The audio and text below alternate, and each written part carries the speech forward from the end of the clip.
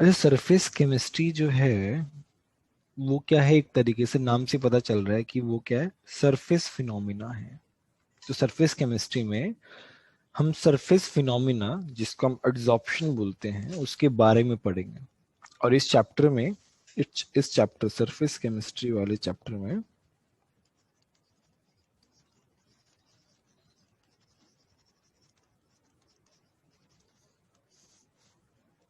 पहला जो टॉपिक है दैट इज एड्सॉर्प्शन है,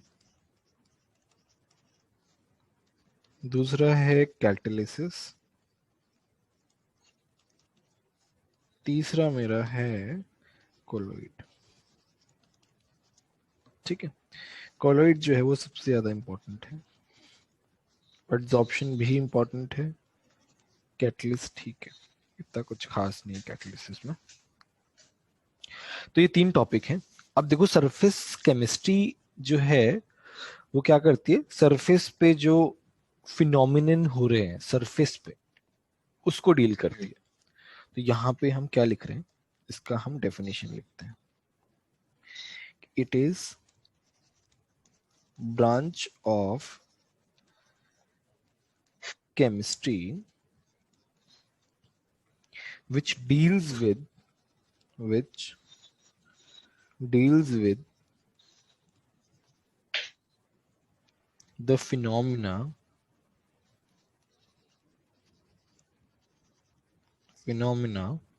occurring on the surface, occurring on the surface, surface पे जो भी प्रोसेसेस हो रहे हैं उनके लिए। ठीक है, now let's talk about adsorption.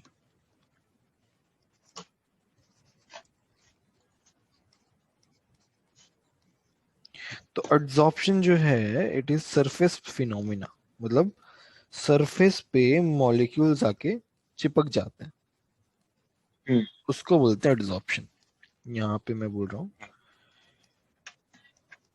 Particles deposition on surface, surface पे डिपॉजिट हो जाते हैं। फॉर एग्जांपल,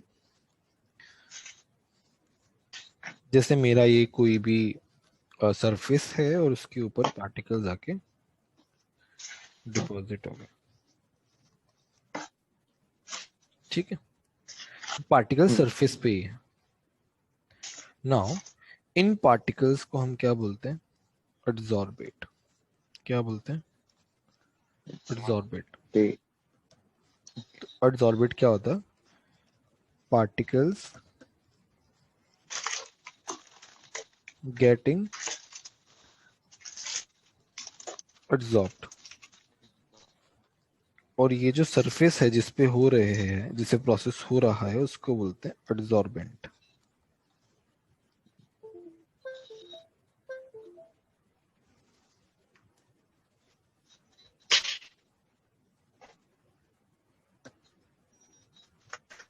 तो एड्सॉर्बेंट क्या हुआ, surface which adsorb particles, surface which एड्सॉर्ब्स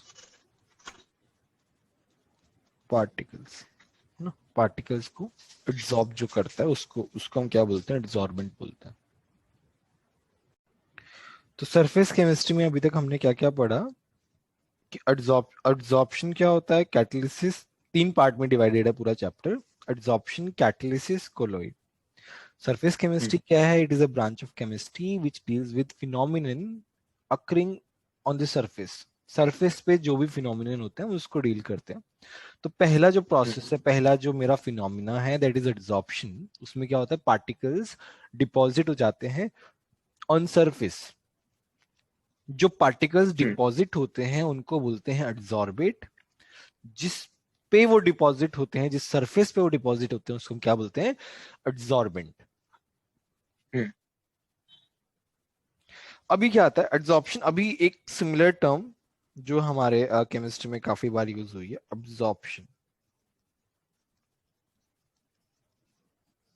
तो अब्जॉर्प्शन में क्या होता है, अब्जॉर्प्शन जो है it is a bulk phenomena, bulk के अंदर हो रहा है जो भी हो रहा है।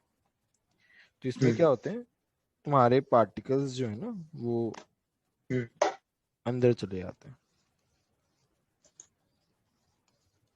बल्क में चले जाते हैं बेसिकली। ठीक है, फॉर एग्जाम्पल अपन एक एग्जाम्पल देखते हैं। तुम क्या कर रहे हो, चौक को डिप कर रहे हो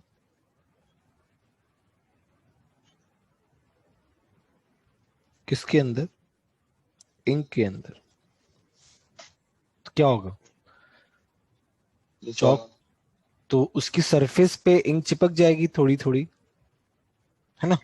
डिपेंड करता है कि इंक कितना डाइल्यूटेड फॉर्म में है, कितना नहीं है, कितना कॉन्सेंट्रेटेड है। एनीवे बट तुम अगर चौक को तोड़ोगे तो उस तोड़ने के बाद जब वो दो पार्ट में डिवाइड हो जाएगी तो उसके अंदर की साइड इंक नहीं होगी। Ink particles will be on the surface only, अंदर नहीं जाएंगे, राइट। तो ये हमें क्या बताता है, दिस टेल्स अस कि ये एड्सॉर्प्शन है, राइट। दूसरा मैं ले रहा हूं, tissue paper dipped in ink solution। तो क्या होगा, अब्जॉर्प्शन होगा, पूरा टिश्यू पेपर जो है वेट हो जाएगा। तो टिश्यू पेपर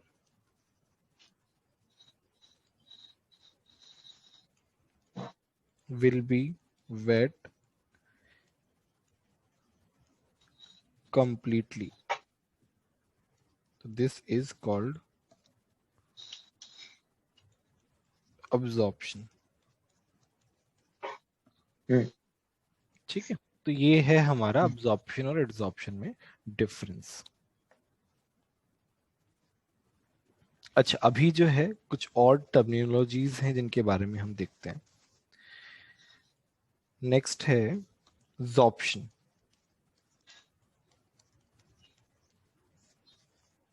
जॉर्प्शन का क्या मतलब है, देखो अब तुम्हारे मॉलिक्यूल्स अब्जॉर्ब हो रहे हैं तो थोड़ा बहुत सरफेस पे भी चिपकेंगे, राइट, थोड़ा बहुत सरफेस पे भी रुक जाएंगे। तो ऐसे फिनोमिनन जिसमें अब्जॉर्प्शन भी हो रहा है और एड्सॉर्प्शन भी हो रहा है उसको हम क्या बोलते हैं, जॉर्प्शन बोलते हैं। तो when adsorption and absorption take place simultaneously।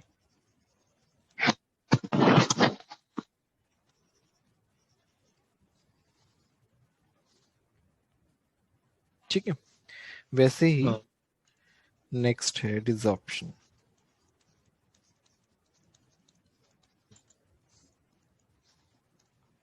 Desorption का क्या मतलब है कि मॉलिक्यूल जो चिपक गए हैं उनको अगर हम बाहर निकाल लें, मतलब वापस से हटा लें, तो उसको क्या बोलेंगे, डिसॉर्प्शन बोलेंगे, है ना। The process in which the process in which adsorbate is removed,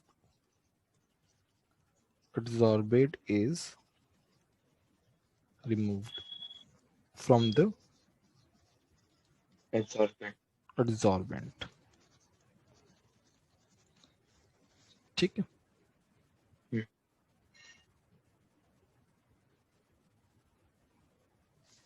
इसी में एक और टर्म आता है occlusion.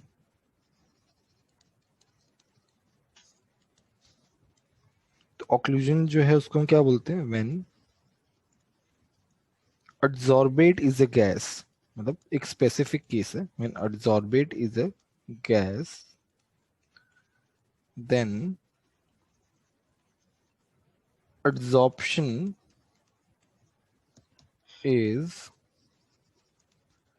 also called as occlusion. ठीक है,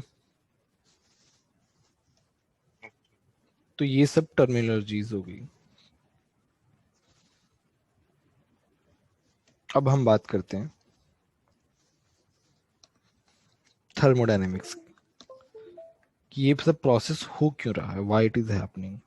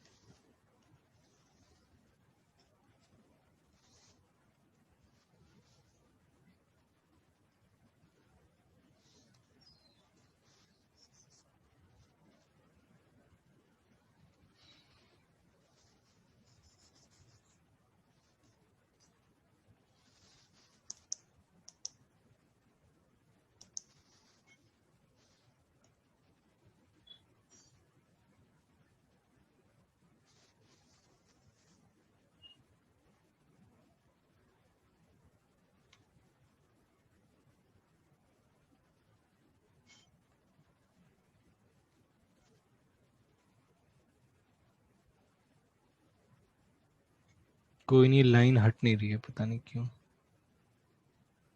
कभी कभार पता नहीं क्या हो जाता है। कोई बात नहीं। ठीक है, नेक्स्ट है थर्मोडायनेमिक्स, कि ये प्रोसेस हो क्यों रहा है, हम इसके बारे में जानना चाहेंगे। Thermodynamics of adsorption. ठीक है, थर्मोडायनेमिक्स ऑफ एड्सॉर्प्शन।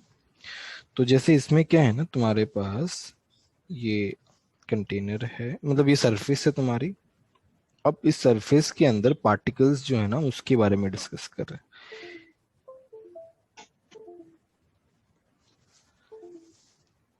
यार ये बार बार हट क्यों जाता है, ये मेरे को आज तक समझ में नहीं आया।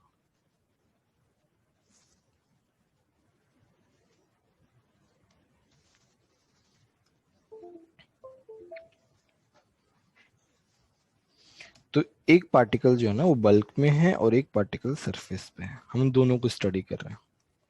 ठीक है, हम्म, तो इस पार्टिकल पे फोर्स कैसे लगेगा, इस साइड लगेगा, अट्रैक्शन फोर्स।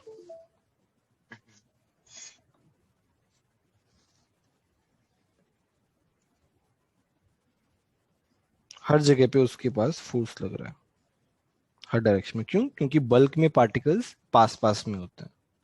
तो इस पे जो हाँ है ना, बल्क में नेट फोर्स जो है, जीरो होगा। यार ये मैं इससे परेशान हो गया, नेट फोर्स जीरो है।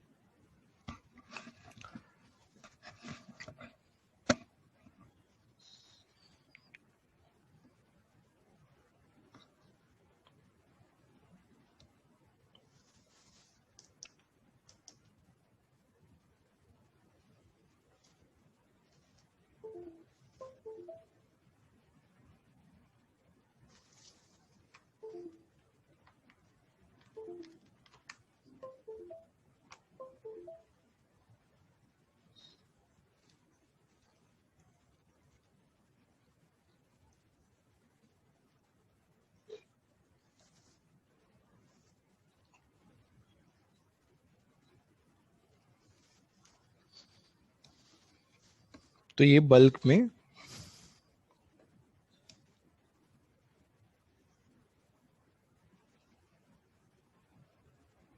यार ये क्या होता है, मेरे को तो ये समझ में नहीं आता।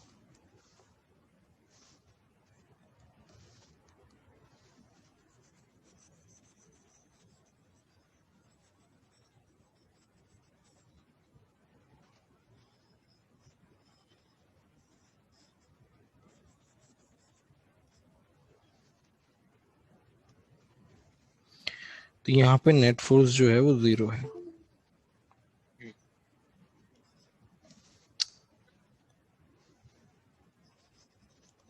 नेट फोर्स 0 है। यहाँ पे क्या है, यहाँ पे फोर्स जो है ना इस डायरेक्शन में लग रहा है, इस डायरेक्शन में लग रहा है, इस डायरेक्शन में लग रहा है, ऊपर की तरफ कोई फोर्स नहीं है। तो यहाँ पे नेट फोर्स इज नॉट 0। और नेट फोर्स ओके। 0 नहीं है, वो नीचे की तरफ है। तो वो तो वो अनस्टेबल है। सरफेस का जो मॉलिक्यूल है वो अनस्टेबल है ना। तो सरफेस का मॉलिक्यूल अनस्टेबल है, उसे क्या चाहिए, ऊपर की तरफ फोर्स चाहिए। तो वो क्या करेगा, चाहेगा कि उसके ऊपर मॉलिक्यूल आ जाए। तो मैं अब एक मॉलिक्यूल बना रहा हूं यहाँ पे। अगर मान लो यहाँ पे एक मॉलिक्यूल आ जाए तो इसका ऊपर की तरफ फोर्स लग जाएगा, राइट।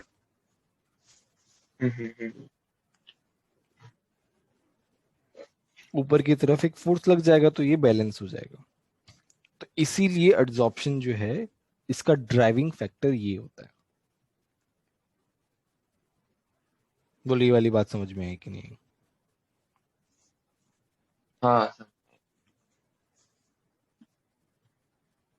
तो यहाँ पे हम क्या बोलेंगे,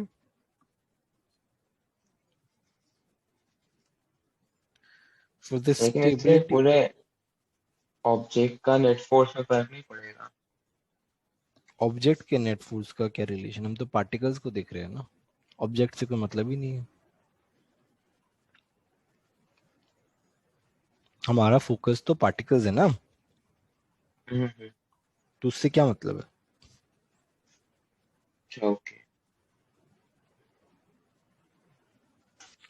तो for the stability of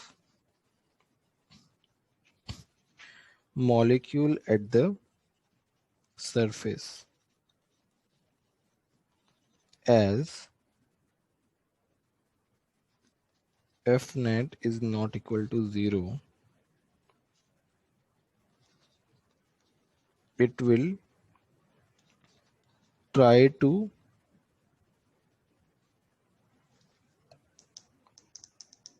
not it will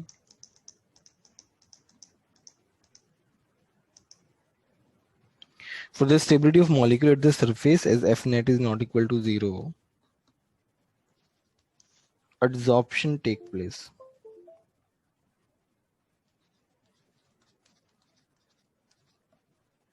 Adsorption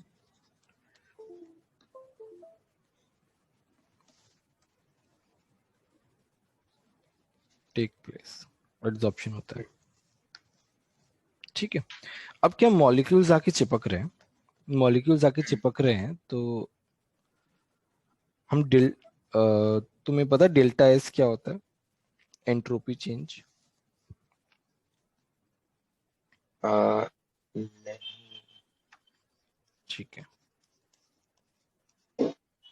entropy होता है degree of randomness, degree of randomness.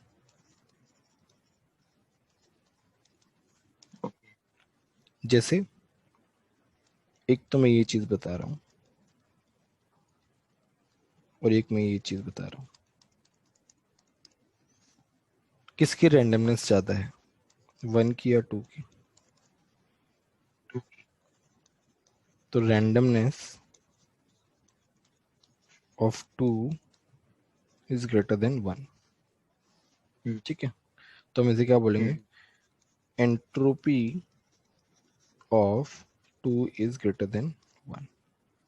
और एंट्रोपी का सिंबल होता है एस से, ठीक है। तो ये होती है एंट्रोपी। ये वाला फॉर्मूला पढ़ा है ना, delta G is equal to delta H minus T delta S, पढ़ा है कि नहीं पढ़ा।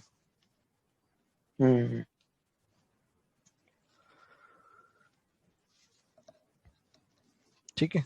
डेल्टा जी क्या होता है, गिब्स एनर्जी चेंज होता है।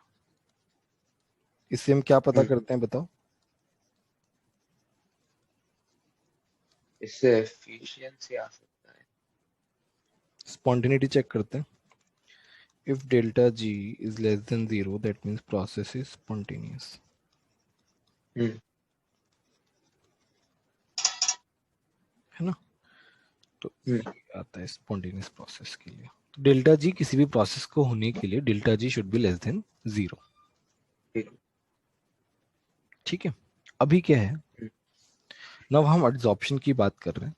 मेरे पास क्या है ना, मेरे पास ये ब्लॉक है और इस पे पार्टिकल्स आगे चिपक गए हैं. तो मुझे एक बात बताओ, रैंडमनेस इन पार्टिकल, रैंडमनेस बढ़ी है घटी है?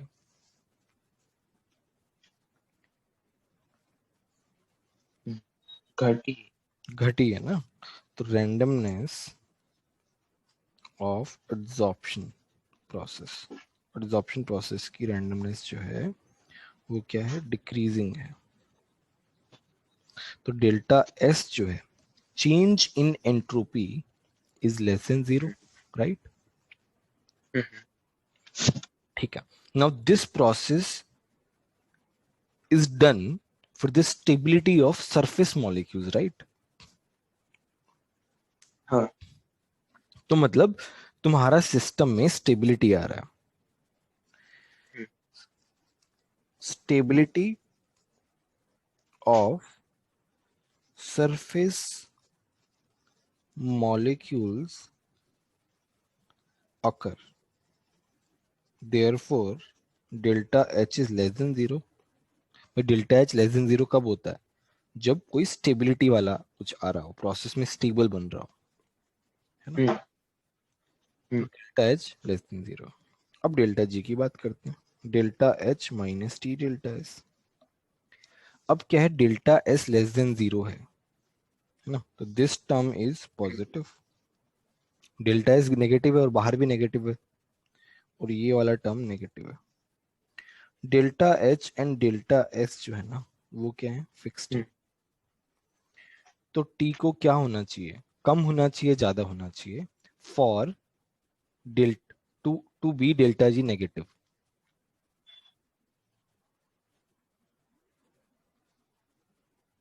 टी को टी को कम होना चाहिए ज्यादा होना चाहिए.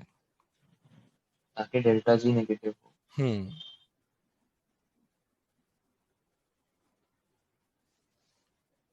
और एच नेगेटिव रहेगा।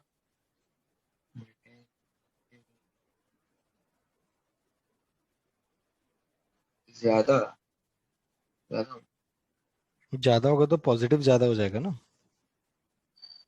डेल्टा एच ज्यादा पॉजिटिव होगा, लेकिन डेल्टा एच से माइनस होकर डेल्टा ही ज्यादा माइनस होगा। अरे टेम्परेचर बढ़ेगा तो ये वाला टर्म पॉजिटिव नहीं हो जाएगा? हाँ, तो इससे तो डेल्टा जी ज्यादा नेगेटिव। यार पॉजिटिव बढ़ेगा तो डेल्टा जी नेगेटिव कैसे होगा? टेम टेम्परेचर बढ़े, लेकिन डेल्टा एच से माइनस भी तो होगा ना। डेल्टा, अरे तो डेल्टा एस नेगेटिव है ना, तो ये वाला टर्म तो पॉजिटिव हो गया. डेल्टा एच, अच्छा हाँ, डेल्टा एच को बोल, हाँ सॉरी, डेल्टा एच नेगेटिव है, हाँ। हाँ तो डेल्टा एस नेगेटिव है तो ये वाला पॉजिटिव हो जाएगा. तो टेम्परेचर क्या होना चाहिए, कम होना चाहिए, कम होना चाहिए। फॉर द प्रोसेस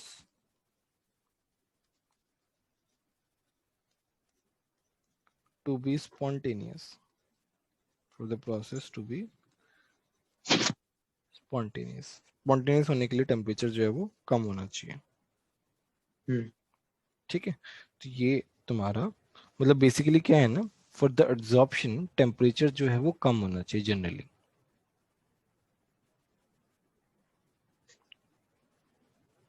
समझ में आया हम्म। एब्जॉर्प्शन क्यों होता है और थर्मोडायनेमिक्स कैसे इन्वॉल्व होती है?